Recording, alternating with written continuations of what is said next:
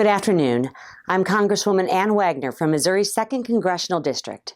Over these last several weeks, Congress has been engaged in a fierce debate over the balance sheet of our nation, which is underwater due to too much spending and too much debt.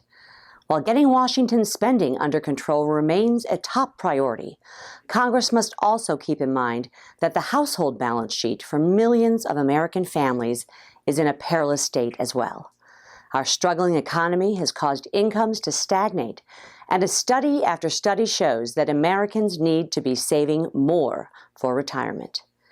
That is why next week the House of Representatives will take up a bill I've introduced, H.R. 2374, the Retail Investor Protection Act. This bipartisan legislation passed the House Financial Services Committee back in June by a vote of 44 to 13. The Retail Investor Protection Act is designed to protect hardworking Americans from misguided regulations coming out of Washington. The legislation addresses pending rulemakings at the Securities and Exchange Commission and Department of Labor that will likely increase the cost of doing business for Main Street financial professionals and cut off access to financial advice for low and moderate income families. In other words, instead of protecting investors, these new rules would harm the very people they are meant to protect.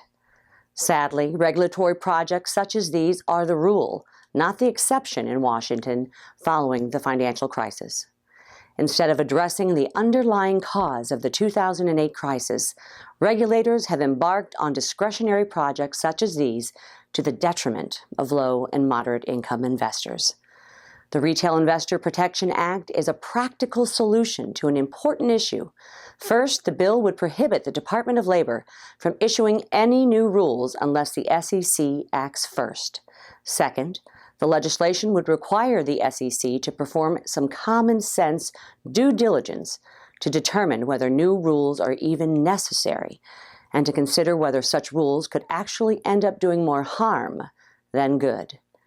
When federal agencies overreach, as they have in this case, it is the responsibility of Congress to intervene and stand up for hard-working American families who ultimately pay the price of ill-conceived regulations coming out of Washington.